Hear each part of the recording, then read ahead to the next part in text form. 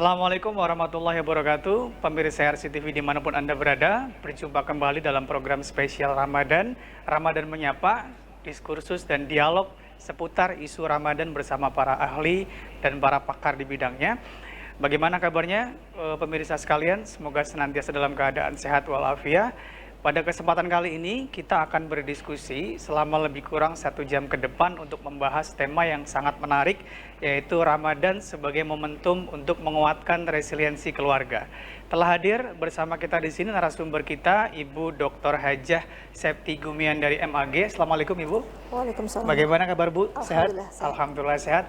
Baik, selama beberapa menit ke depan kita akan membahas tentang apa sebetulnya resiliensi keluarga, bagaimana kemudian keluarga itu menjadi hal yang terpenting kaitannya dengan momentum Ramadan sebagai unit terkecil dalam struktur sosial masyarakat. Kita penting sekali untuk mengetahui apa sebetulnya resiliensi keluarga. Pemirsa juga bisa melakukan live interaktif bersama kami untuk mengajukan pertanyaan nanti di tengah sesi dengan mengirimkan pesan melalui WhatsApp yang tersedia di layar kaca Anda. Baik Ibu, langsung saja. Kalau kita bicara soal resiliensi keluarga, kaitannya dengan daya lenting yang bisa dikatakanlah dikembangkan dan dipraktekkan dalam keluarga. Apa sebetulnya yang dimaksud dengan resiliensi keluarga? Baik. Bismillahirrahmanirrahim. Assalamualaikum warahmatullahi wabarakatuh. Alhamdulillah, hamdan syakirin, hamdan na'imin, hamdan ni'amahu wa kafi mazida, salatan wa salaman ala rasulil karim Muhammad sallallahu alaihi wasallam. Syukur alhamdulillah pada kesempatan kali ini saya mendapatkan kesempatan untuk bisa bersua dengan teman-teman sekalian, pemirsa RCTV yang berbahagia dalam kajian Ramadan Menyapa. Benar sekali apa yang dikatakan oleh Mas Andi tadi ya. Kita saat ini akan berbicara terkait dengan resiliensi keluarga dan bagaimana hubungannya dengan momentum Ramadan. Betul. Sebelum kita membahas kaitan dan relevansi antara keduanya, ada baiknya untuk membahas lebih dahulu apa itu resiliensi. Jadi sebetulnya Mas Andi, resiliensi itu adalah istilah yang lahir dalam ilmu psikologi. Resiliensi itu secara etimologis yang tadi Mas Andi katakan, daya lenting, kemampuan individu untuk bangkit dari permasalahan, kemampuan individu untuk kuat, sabar, tabah, dan pandai mengelola permasalahan-permasalahan hidup yang menekan dirinya dalam kehidupannya. Bahkan Walsh itu pernah menyatakan juga bahwa bukan sekedar individu mampu untuk menghadapi permasalahannya, tapi juga mampu menjadikan permasalahan itu sebagai ruang pembelajaran bagi dirinya untuk bisa mengembangkan diri dalam relasi dengan sesamanya. Nah, pembahasan terkait dengan resiliensi keluarga ini menurut saya sangat penting. Ya. Sangat penting kenapa? Karena di masa saat ini, di masa COVID-19 pandemi, dan kemudian masa Ramadan juga, kita ketahui bahwa dampak COVID itu punya multidimensi aspek. Ya. Bukan hanya menghadirkan masalah kesehatan bagi keluarga, tapi juga meruntuhkan coping adaptif keluarga. Hasil survei yang dilakukan oleh WHO itu menunjukkan bahwa dari 20.000 keluarga, 95% itu di masa pandemi ini mengalami stressful, depresi yang sangat berat. Bahkan di Indonesia juga seperti itu. Kita bisa pahami misalnya social distancing kebijakan pemerintah, belum lagi learn from home, ya, work from home kan gitu ya, pembelajaran di rumah di mana anak-anak itu diberikan banyak tugas tanpa ada penjelasan, tanpa ada feedback. Orang tua dengan kapasitas pendidikannya harus kemudian juga mengedukasi anak. Nah itu kan menjadi beban tersendiri dalam keluarga. Ketika kemudian orang tua, ibu dan bapak tidak punya kapasitas untuk memberikan edukasi yang pas untuk level pendidikan anak-anak itu. Begitu juga dengan teman-teman sekalian yang bekerja ya, yang terbiasa untuk bekerja di publik harus masuk dan stay at home gitu ya, melakukan rutinitas berkali-kali di rumah, mau nggak mau menghadapi problematika ya, kerapuhan dalam menghadapi permasalahan hidup ini, yang pada gilirannya menghadirkan konflik. Dari konflik muncullah kekerasan dalam rumah tangga. Dan bahkan dari hasil penelitian yang dilakukan oleh Komnas HAM itu, angka perceraian itu meningkat drastis di masa pandemi. Nah, kebetulan saya itu mengajar di program studi HKI, Hukum Keluarga Islam di program Pascasarjana. Di situ banyak sekali mahasiswa yang memang sudah bekerja sebagai hakim, pengacara, dan mereka menghadapi banyak sekali kasus ya, dan memaparkan juga angka tertinggi di Jawa Barat terkait dengan perceraian itu. Itulah menurut saya penting untuk membahas terkait dengan resiliensi keluarga. Agar kemudian keluarga itu punya kemampuan coping adaptif dalam menghadapi permasalahan hidup. Belum lagi kalau kita berbicara dalam konteks global ya, dalam konteks global itu. Keluarga mau tidak mau adalah entitas terkecil dari institusi negara. Ketika keluarga menghadapi permasalahan, maka itu juga akan berdampak pada sustainability, kekuatan negara. Dalam Islam dikatakan, ku anfusakum wa ahlikum nar. Jadi memang fokus dulu pada keluarga sebelum kita berbicara dalam konteks yang global. Nah, itu pentingnya hari ini kita berbicara terkait dengan resiliensi dalam keluarga. Nah, tadi ditanyakan terkait hubungannya apa kira-kira dengan Ramadan. Ramadan, betul. Sebagaimana kita tahu bahwa Ramadan itu bulan penuh berkah, bulan pengampunan, pahala, keistimewaan. Lailatul Qadar ada pada bulan suci Ramadan, kan gitu. Nah, pada bulan ini banyak sekali nilai-nilai edukatif yang bisa kita dapatkan ya dalam hubungan relasi antara suami istri. Dan Rasulullah juga sebetulnya sudah menunjukkan kepada kita ketika memasuki bulan suci Ramadan, Rasulullah dengan keluarganya sudah mempersiapkan diri secara fisik ataupun mental. Bagaimana melakukan ibadah-ibadah baik itu mahdhah ataupun ghairu mahdhah. Bahkan Rasul mengatakan siapapun yang sayang dan peduli pada keluarganya, maka aku adalah di antara orang yang paling sayang kepada keluarga. Nah, ini sebetulnya menunjukkan kepada kita bahwa keluarga, eksistensi keluarga adalah masalah-masalah global yang perlu memang kita jaga, kita lindungi, sehingga kemudian itu tidak berdampak signifikan terkait dengan ketahanan keluarga. Ya, menarik sekali ya tadi bahwa ternyata dari sisi aspek keluarga pun tidak bisa terbebas dari masalah ya Bu ya. Artinya di masa pandemi dengan berbagai macam problematika, ini juga hinggap di struktur masyarakat yang paling kecil ini. Lantas sebetulnya tadi Bu Septi mengatakan bahwa ada ini urgensinya apa kita memahami dengan baik soal resiliensi keluarga di tengah tadi banyaknya data yang menunjukkan bahwa ada masalah yang timbul sebab tidak mampu mengelola kekuatan yang dimiliki oleh keluarga untuk menghadapi kesulitan. Sebagaimana yang tadi saya ungkapkan bahwa ketika daya lenting dalam keluarga itu tidak memadai kapasitasnya, mau tidak mau akan muncul ya konflik, komunikasi yang tidak berjalan dengan baik. Kalau komunikasi tidak berjalan dengan baik, mau tidak mau akan menghadirkan kasus-kasus baru, betul. Baik itu kekerasan secara verbal, kekerasan non-verbal, ataupun juga seksual, bahkan juga dalam arti fisik, gitu ya. Nah, kalau sudah muncul seperti itu, seperti yang terjadi yang tadi saya ungkapkan, pasti akan muncul angka perceraian yang semakin meningkat. Maka kemudian ajang Ramadan ini menurut saya adalah tempat yang paling signifikan, momentum yang sangat penting bagi kita semua untuk bisa melakukan evaluasi diri. Ya baik Ibu, ditahan dulu sebelum kita lanjutkan. Menarik sekali diskusi kita pada sesi yang pertama. Baik pemirsa RCTV dimanapun Anda berada, kita jeda dulu setelah pariwara berikut ini.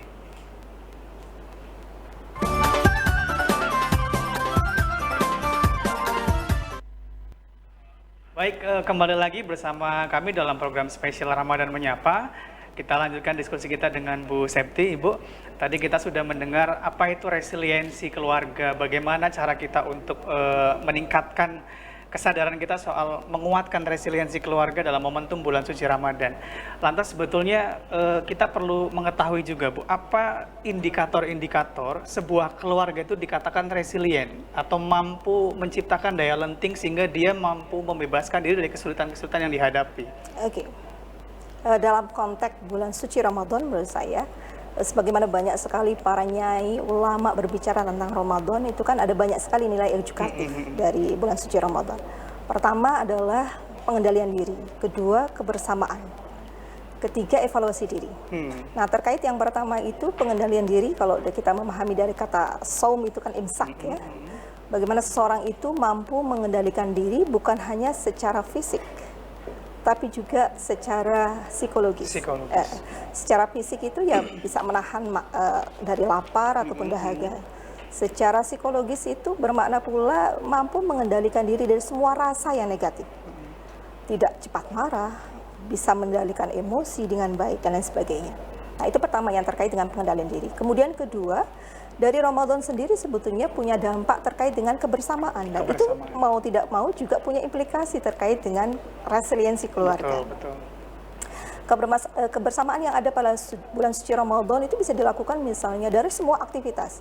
Mengaji bersama, kan gitu, sholat bersama, makan bersama, berdialog, mewujudkan visi misi ke depan mau kemana ya.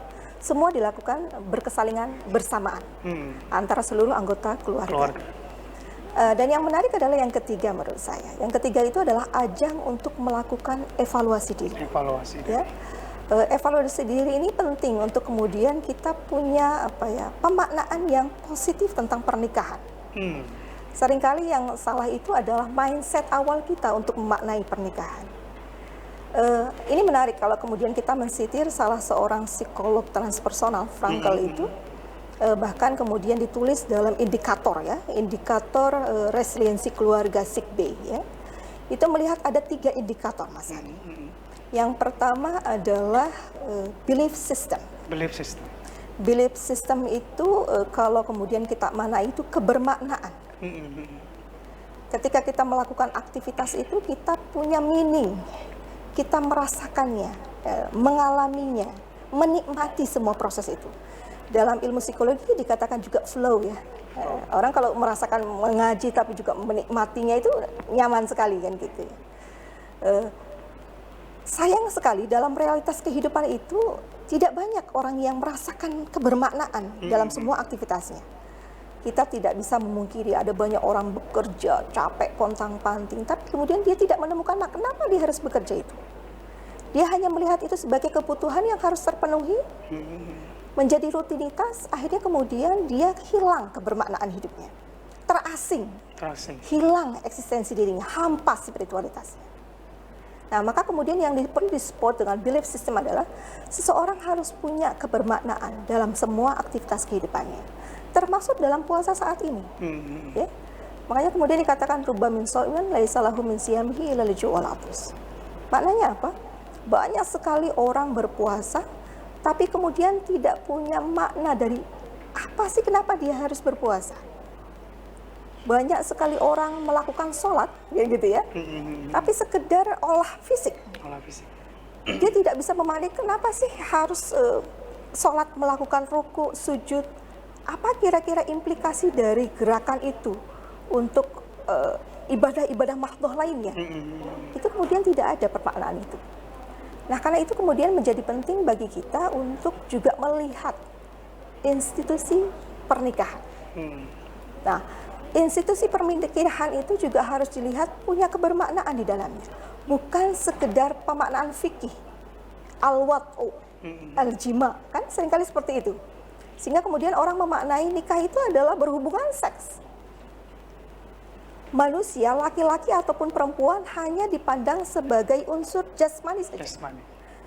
Ketika pola pandangnya masih seperti itu, tidak melihat sebagai sebuah belief system, maka perempuan ketika memilih laki-laki yang dipandang adalah ATM yang bisa diporoti uangnya. Ketika laki-laki itu tidak punya finansial, materi, dalam perjalanan pernikahannya, misalnya di PHK, menganggur misalnya gitu, maka akan ditinggalkan oleh perempuannya karena kemudian yang dilihat menjadi orientasi dalam pernikahannya adalah materi. Begitu juga laki-laki ketika melihat perempuan. Ketika kemudian orientasinya materi fisik, maka yang dilihat hanya cantik, manis, bahenol kan gitu.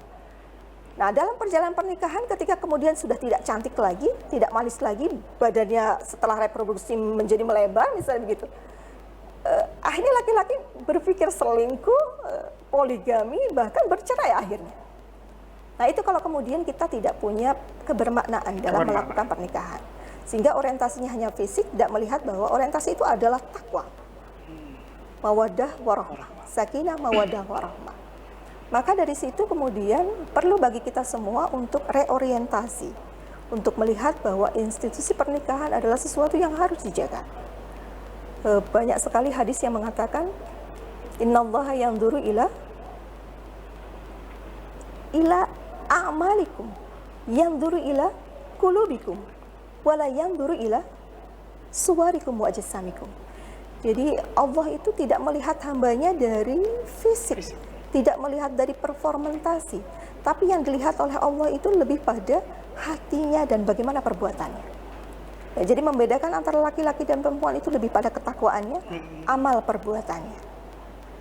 Bahkan dikatakan juga oleh hadis itu, anal islama qad i'tana bi jasadil fardi wala ya'tani illa bi jasadir ruh. Ya. Jadi Islam itu memberikan perhatian bukan hanya kepada fisik materi seseorang, tapi juga ruhnya. Sama-sama, ya gitu ya. Jadi karena memang kita manusia bukan hanya terdiri dari unsur fisik tapi juga spiritual dalam diri kita.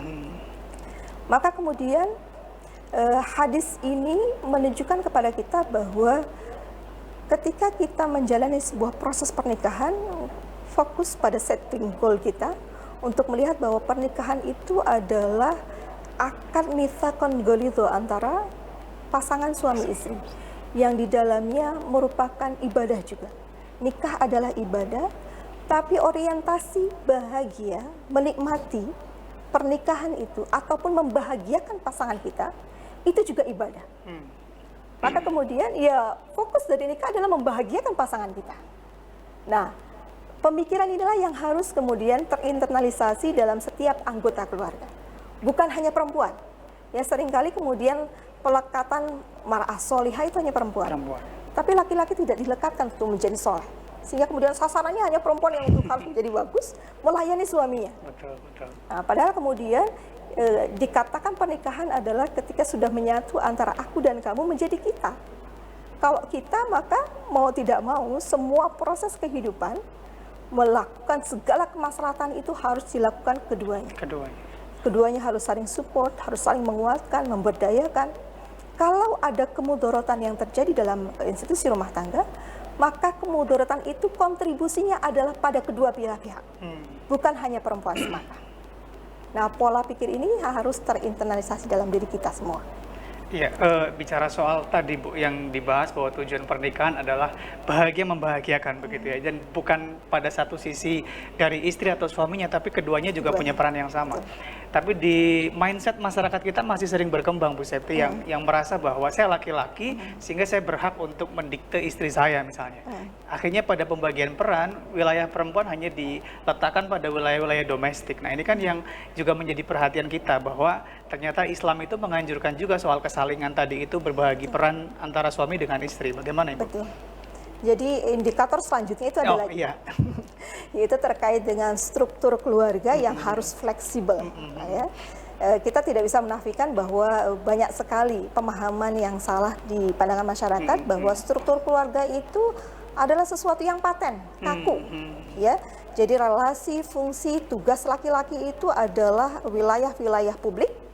Sementara perempuan wilayah domestik, sumur, kasur, dan dapur, gitu. Termasuk mendidik anak. Betul. Nah, dalam kondisi saat ini, ketika kemudian kita masih mempertahankan struktur yang kaku itu, pasti akan melahirkan konflik. Kenapa? Coba dilihat. Pada masa pandemi sekarang ini, mau tidak mau meluluh lantakkan ya struktur yang kaku itu. Kalau kita masih bertahan, suami banyak di PHK, pengangguran terjadi di mana-mana. Apakah kita masih bertahan bahwa laki-laki itu adalah pencari nafkah? Kalau kemudian laki-laki tidak mampu untuk memberikan nafkah terhadap perempuan, apakah tidak boleh istri terlibat, membantu di dalamnya? Makanya kemudian dalam Al-Quran dikatakan wal mu'minuna wal mu'minat awliya ba'duhum ala ba'd, ya. Ba'duhum awliya ba'd, misalnya gitu ya. Jadi orang-orang yang mukmin, laki-laki ataupun perempuan, nah, karena banyak orang yang mengaku Islam tapi juga belum mukmin, belum mempercayai itu, gitu, ya. Maka kemudian sebagian yang satu dengan yang lain menjadi aulia, pelindung, ya, penolong, kan gitu. Banyak hal bisa dilakukan. Jadi tidak hanya sosok laki-laki saja, keduanya juga sama-sama bisa menjadi pelindung bagi keluarga. Iya, baik Ibu, menarik sekali. Nanti kita lanjutkan kembali di sesi berikutnya. Pemirsa RCTV dimanapun Anda berada, kita jeda dulu untuk melanjutkan ke pariwara berikut ini.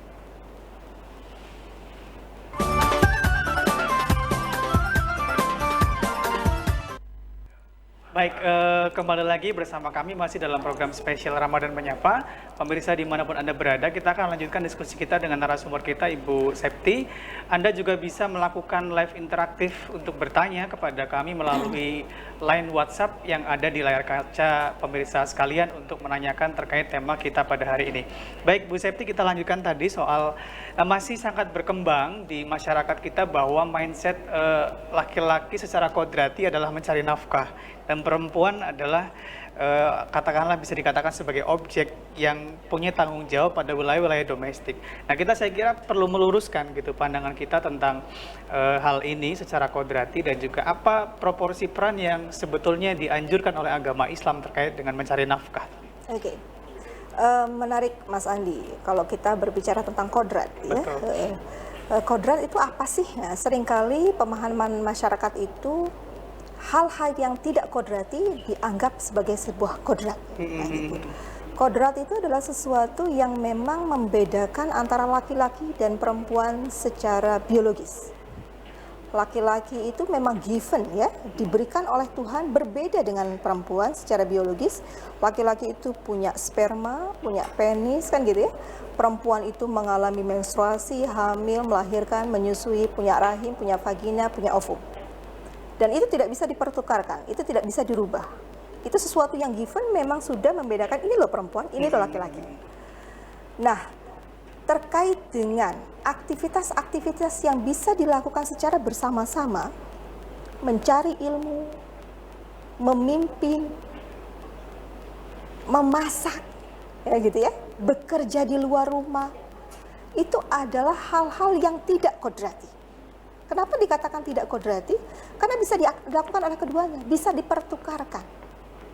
Bahkan kalau terkait dengan mencari ilmu, kan kita seringkali kalau ada dua tawaran terhadap anak kita, jenis kelamin laki-laki ataupun perempuan, mana yang kira-kira kita prioritaskan untuk mendapatkan ilmu pengetahuan ketika misalnya ekonominya bermasalah?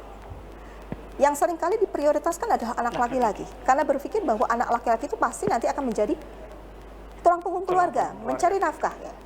Padahal kalau kita melihat kapasitas, belum tentu juga anak laki-laki punya kapasitas memadai untuk kemudian lanjut ke level pendidikan berikutnya. Maka kemudian sebagai orang tua kita juga harus melihat itu. Tidak melihat dari jenis kelaminnya, tapi melihat dari kapasitas kemampuan dari individu. Laki-laki ataupun perempuan itu sendiri. Anak-anak kita. Nah, terkait dengan hal ini juga sama, ya. Pencarian nafkah itu kalau kemudian laki-lakinya punya kemampuan untuk melakukannya, silakan. Tapi bukan berarti kita menutup akses bagi perempuan untuk bisa dan punya kemampuan untuk membantu perekonomian keluarga.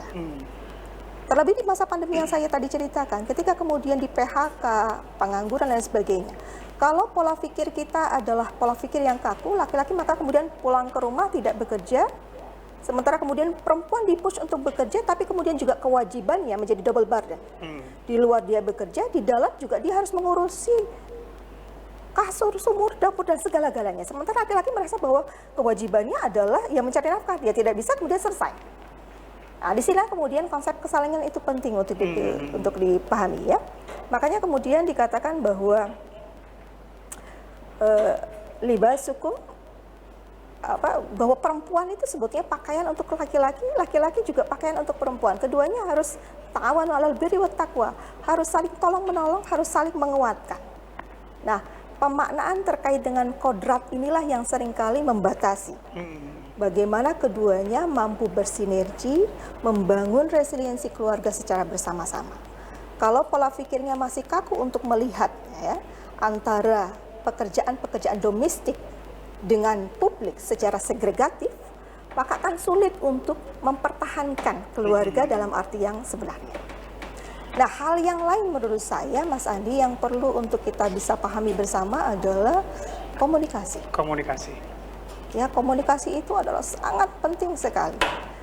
Maka kemudian Saya teringat dengan tulisannya Mas Fakih terkait dengan Covey ya. Covey itu punya buku yang berbicara terkait dengan Seven Habits of Highly Effective People. Jadi buku itu bisa digunakan untuk komunikasi bukan hanya dalam ranah keluarga tapi juga dalam institusi pekerjaan. Ya.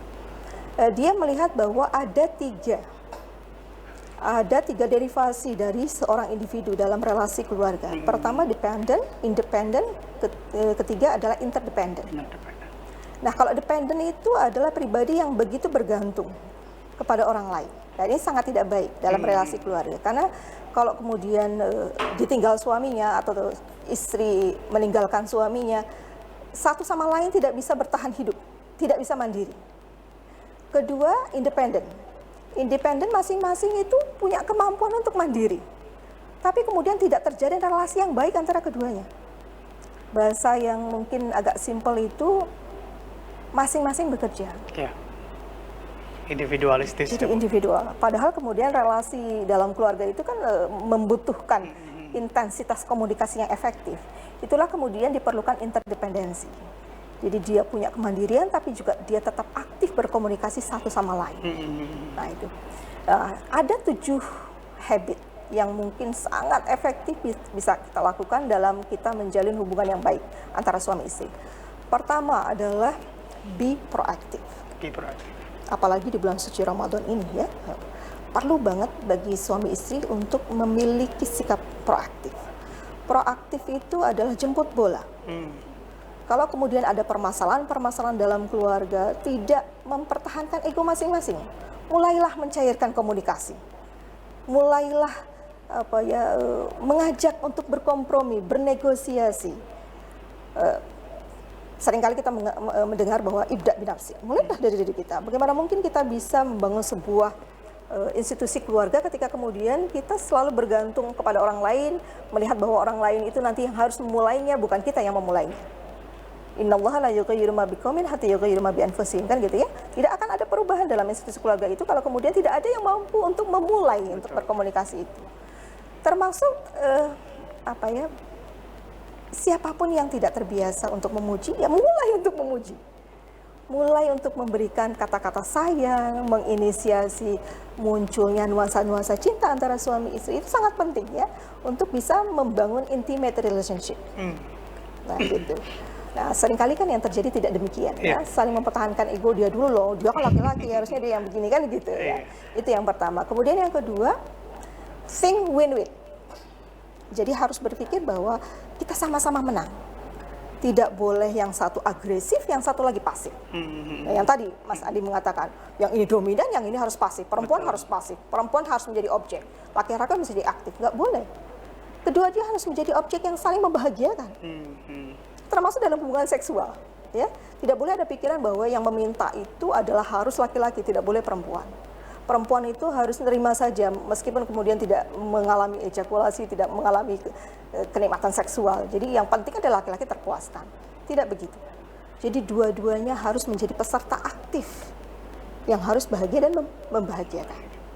Nah, gitu. Kalau kemudian dalam ilmu psikologi itu namanya agresif, pasif, dan asertif.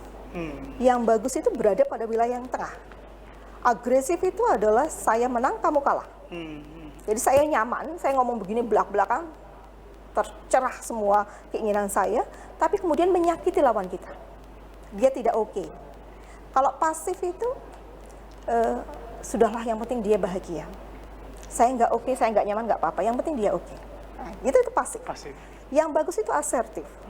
Asertif itu dua-duanya saling oke, ya, gitu ya. Tidak menyakiti, kalaupun kemudian kita tidak sesuai dengan apa yang kita inginkan, kita bisa menolak tapi dengan cara-cara yang baik. Aku ingin banget loh menjalani semua yang kamu inginkan, melakukan apa yang kamu inginkan, tapi sayangnya kemudian saya ada hal-hal lain yang harus, nah gitu. Jadi bahasanya tetap membuat nyaman orang lain, ya. Saya nyaman untuk tidak melakukan itu, tapi juga tidak membuat orang lain sakit hati. Nah, itu yang dikatakan sebagai think win-win. Selanjutnya adalah terkait dengan sharpen the saw. Ya, jadi membina hubungan relasi yang baik itu memang perlu proses untuk belajar. Ya.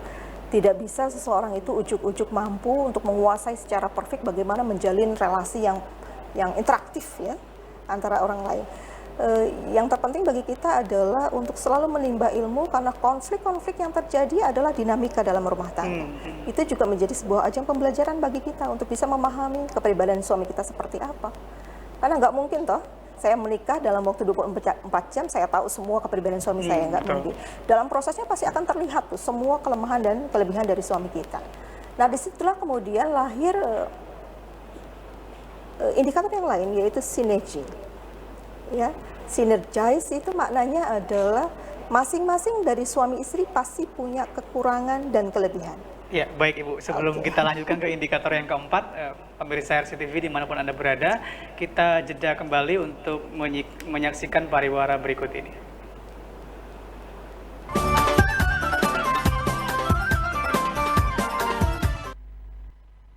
Lagi bersama kami di segmen terakhir Ibu dalam diskusi kita di Ramadan Menyapa kali ini.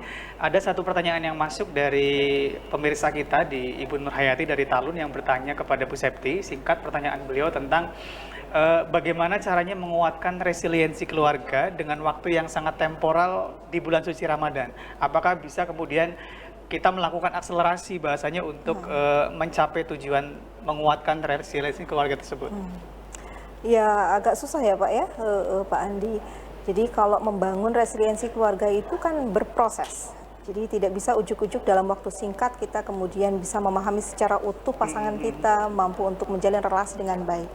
Semuanya itu unbecoming ya, jadi berproses kita menjadi yang terbaik ya.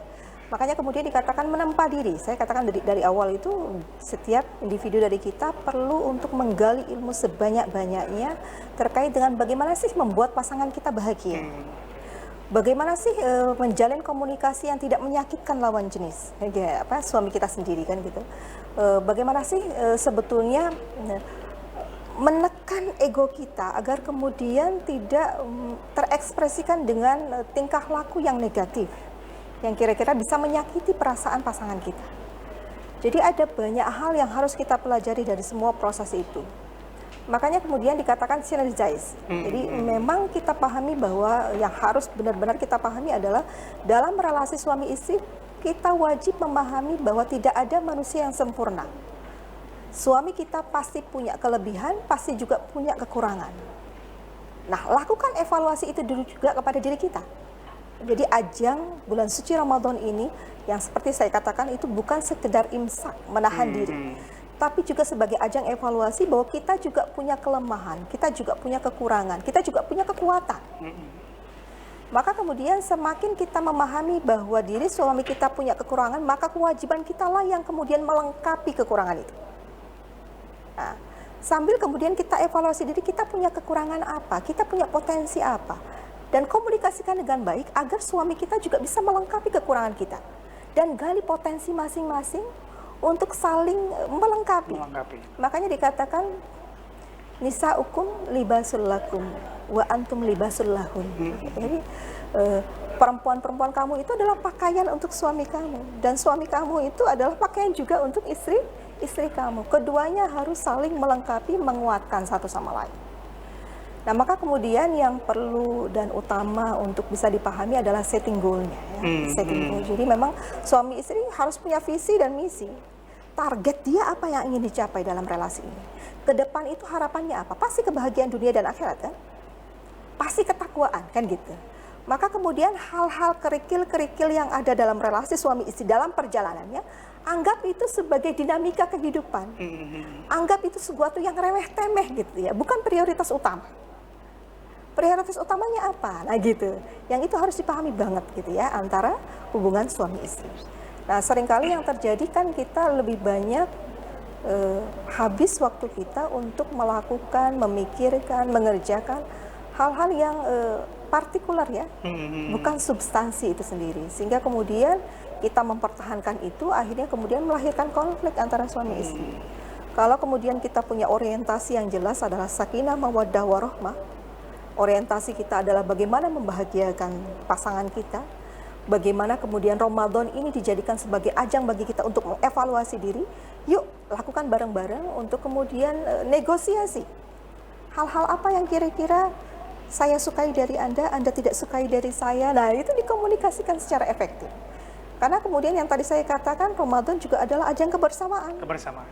Saat makan kita komunikasikan, saat melakukan hubungan seksual kita juga komunikasi, saat kemudian sholat berjamaah, tadarus, semua kita komunikasikan. Nah, ini bisa menjadi starting point ya. Starting point sejak awal kita bisa membangun komunikasi yang efektif antara suami istri. Ya, Ramadan sebagai starting point ya Bu. Jadi bulan pendidikan ini bisa dilakukan kita untuk memulai bahasanya untuk melalui 11 bulan berikutnya. Artinya perubahan untuk menguatkan resiliensi keluarga ini by proses yang tetap berlanjut sampai kapanpun begitu. Mungkin kita tadi juga masih mendengar ada beberapa indikator yang belum disampaikan Bu Septi terkait dengan bagaimana menguatkan resiliensi keluarga. Mungkin bisa dilanjutkan. Iya. Ada hal yang penting adalah terkait dengan seek first to understand then to be understood. Ya. Jadi pemaknaannya adalah seringkali ibu-ibu nih ya, ibu-ibu tuh seringkali punya pola pikir bahwa harusnya laki-laki memahami perempuan dong. Gitu. Tidak harus saya memahami dia. Bagaimana mungkin suami kita tahu tentang kita kalau kemudian kita tidak mengkomunikasikan? Yang terpenting pertama adalah belajarlah kita untuk menjadi pendengar dan memahami orang lain, memahami suami kita. Kalau kemudian kita sudah proaktif untuk bisa memahami pasangan kita, maka lama-kelamaan gitu ya, melalui empati yang muncul dari kita memahami, mendengarkan, to be active listener ya, menjadi pendengar yang aktif kan gitu ya, memahami keluh kesah dia, akhirnya kemudian dia juga belajar untuk memahami kita. Nah, itulah yang kemudian terjadi dalam relasi saya dengan suami saya. Jadi sulit bagi kita untuk meminta, menuntut orang lain, sementara kemudian kita tidak bisa memberikannya. Maka dikatakan aliyadul ulya khairum minal yadi as-sufla. Jadi tangan di atas lebih baik daripada di tangan di bawah. Mulailah dari diri kita untuk bisa memahami orang lain, baru kemudian orang lain pasti akan bisa memahami. Ya, baik Ibu, karena waktunya terbatas ya, sebetulnya masih sangat menarik ulasan kita terkait dengan resiliensi keluarga. Barangkali Bu Septi ada closing statement yang bisa diberikan kepada pemirsa RCTV dimanapun Anda berada, kaitannya dengan tema kita yang sangat penting ya, bagi kita yang sudah berkeluarga maupun pemirsa RCTV yang hendak berkeluarga agar memahami betul soal peran kita sebagai suami, istri maupun setiap komponen dalam keluarga. Barangkali yang ingin disampaikan Bu Septi, silakan. Baik, di bulan suci Ramadan ini marilah kita sama-sama untuk bisa meneguhkan diri kita untuk terus belajar untuk memberdayakan diri, memahami terkait dengan pemenemuan makna hidup. Jadi makna hidup itu penting banget, meaning ya, untuk bisa flow dalam semua aktivitas kita. Kita akan merasakan kenikmatan, merasakan dari semua aktivitas kita itu sebagai sesuatu yang bermakna, memiliki nilai ibadah. Nah, kalau kemudian kita bisa melihat itu sebagai nilai ibadah, apapun aktivitas kita, termasuk bagaimana menjalin komunikasi sama suami, berelasi dengan suami, orientasinya pasti akan nikmat, bahagia dan membahagiakan. Karena itu kemudian mulailah kemudian bareng-bareng kita ya untuk saling berkesalingan, saling support, saling menguatkan, saling membantu, memperkuat satu sama lain, jangan mempertahankan ego. Agar kemudian tercipta keluarga yang sakinah, mawaddah, warahmah. Dan kalau kemudian sudah muncul samaro ya gitu ya, pasti akan timbul ya resiliensi dalam keluarga. Baik, terima kasih Bu Septi. Jadi kalau sudah muncul kata sakinah mawaddah warahmah, maka timbul resiliensi keluarga. Demikian pemirsa RCTV dimanapun Anda berada, perbincangan kita dengan Ibu Dr. Hajah Septi Gumian dari MAG, dosen IAIN Syekh Nurjadi Cirebon, sekaligus kandidat guru besar ya Bu, di IAIN Syekh Nurjadi Cirebon, yang kita doakan semuanya sebentar lagi akan pengukuhan ya.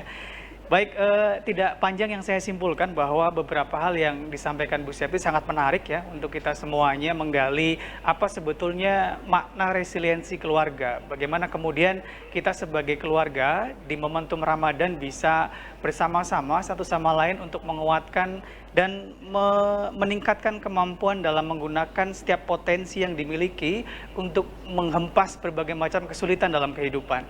Sehingga tadi Bu Septi menyampaikan kita penting sekali untuk melakukan pengendalian diri, membangun kebersamaan, sekaligus melakukan evaluasi. Baik, demikian pemirsa RCTV dimanapun Anda berada, kita akan jumpa lagi setiap hari Senin dan Kamis dalam program spesial Bulan Penuh Berkah Ramadan Menyapa tetap di saluran kesayangan Anda RCTV Langka Padane. Demikian dari saya, terima kasih. Wallahul muwaffiq ila aqwamit thoriq. Wassalamualaikum warahmatullahi wabarakatuh. Waalaikumsalam. Terima kasih.